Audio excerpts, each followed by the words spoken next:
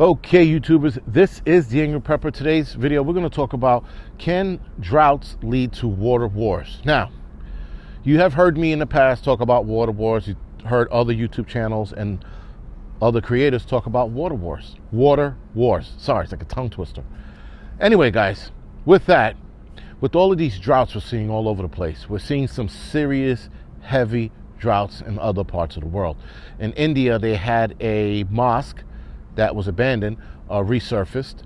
In Serbia, they had a old World War II German battleship, I think, resurfaced. And then in China, they had a Buddhist temple that resurfaced. And in Spain, the Spanish Stonehenge resurfaced as well. So, guys, all of these places are seeing major droughts in their rivers, the water source, rather. And there's not much to do for those people. I mean, I don't know what the solution's going to be. I did hear that the Chinese have a stock in Australian water. They actually own 1.9% of the Australian water market. I think they own some of our market as well, but I couldn't find the percentage of what they own. There was a rumor going around a couple of years back that they were going to buy the Great Lakes and use that as their water source, but there was no confirmation on that. Also in Spain, they had old Roman complex. It was a military camp that resurfaced as well. So everybody's water levels are running low. Now, here's the problem with these droughts, guys. These droughts can get worse, and hopefully they don't. Only time will tell. I would suspect if we see this drought last another few months, then a lot of these places are going to be in dire situations. Serbia, for example, their farmlands are getting crushed right now because they can't water them. And their river traffic to move a lot of their commodities to and from are also being affected by the low levels of water. India is having a problem, obviously, with their water, so they can't farm as well. So a lot of their wheat products and things of that nature can't grow. So if this drought gets worse, guys, this drought would ultimately turn into a food crisis for a lot of these people who are already seeing food issues. All right, so now, with the food issues that they're going to start seeing, and probably are already seeing, but right now they're seeing like the tip of the iceberg for food issues, and they're going to see the entire iceberg of food issues soon if they don't figure out their drought situation. Now, here in the United States, we are seeing droughts.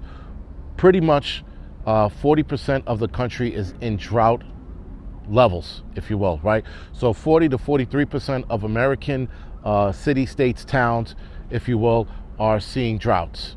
Even upstate New York, they're seeing droughts. Staten Island, I just read the other day, had a drought going on over there. I'm like, get out of here. We get a lot of rain. So with that, guys, we're seeing it all over the place. And eventually it's going to affect the food. And when it starts affecting the food, when people start dying of thirst, which I don't know if we're going to see that just yet, but we're definitely going to see starvation. Somalia is entering a famine zone. And once they enter that zone, guys, it's game over for them. I mean, yes, different countries are going to help out to make sure that they're fed, but to what level, right? Because again, if you don't have enough water in your country, how could you give them water to either A, farm, or B, just hydrate themselves? Even China, the country I hate probably the most, they're seeing a major drought as well.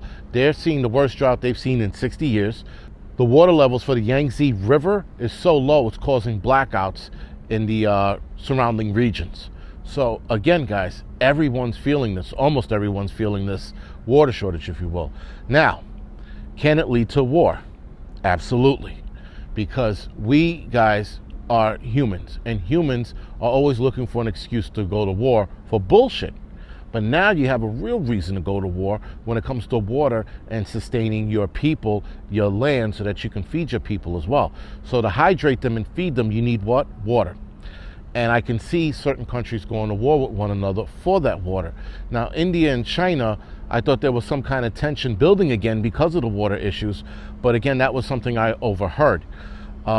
Here in the United States, California, of course, out of all places, suggested that the Mississippi River be diverted to California or to the Colorado River to subsidize the water loss they are now seeing because of less ice caps or less snow melting off the Colorado mountains. So, guys, As soon as California brought that shit up, I think if it was Mississippi, told them to go fuck themselves. Now, they didn't say it that way, but that's me, translating. Go fuck yourself. You're not going to divert water from the Mississippi River to the Colorado River just so that you guys can hog up more of that water. Because, first of all, that's a dangerous thing to do. That's one. How much water is going to get lost in that process? A lot. Now, if that water, guys, starts being used up too much, can Mississippi shut it down? Or can any state that, takes care of the Mississippi River, can any of those states turn around and be like, we're not going to fucking give California any more water than they're already taking? Again, California's argument to this whole water thing, guys, is that we have more people than every other state. We should get most of that water. That's a bullshit way of thinking, and that's a dangerous thinking, which is, guys, they set that out, they threw that out there. They knew it was going to get shut down. But to what point is, let's say, the United States government going to jump in and either side with them or not side with them? Right now, it was just an idea floated out there. The problem is, guys, when you float ideas out there, people grab onto it eventually, right? Everything that's happened so far, guys, it was always an idea that was floated years ago. And then it manifested itself years later and actually taking a hold. So would we be seeing that? And if it came down to it, who's fighting? Because I'm going to tell you right now, if California insists and Mississippi keeps saying no, and I know there are other states involved where the Mississippi River goes through, and they all start saying no, is that going to lead to some kind of civil war? Because will the California National Guards try to make their way over here to force some shit? I can't see that happening. I can't see the United States Army even getting involved in that shit. All right. So again, stranger things have happened, but that can lead to war. We also seen, guys, private companies want more private control over public water sources. We have seen that probably over the last 10 years now. So again, with stupid states like California making stupid suggestions, and then you have private companies suggesting they get more control over public water source, we're undoubtedly going to be headed towards water wars. Now, there was a book, I think, or a documentary. I can't remember what it was. It's called Blue Gold. It's about water. It's a documentary, and it's about water. And the guy was talking about in that documentary how the next global fight will be for water. Anyway, guys, it seems like the human race, all of us, are just hell-bent on fighting. It's probably all we're going to do because we're going to find a reason to fight for something. Again, the whole water situation, granted, yeah, California probably does need it. They better fucking figure out another way because diverting rivers and all kinds of shit is just astronomically dangerous in the sense of the amount of water that's going to be lost doing something like that. And then what happens when the Mississippi rivers run dry? Then what? Right? So again, guys, this is going to be a problem. Sorry. This is going to be a continuous problem for who knows how long. Droughts do end, but again, the constant fighting and the back and forth that these states are having now and countries are having now, it's only a matter of time till we actually see an actual war over water.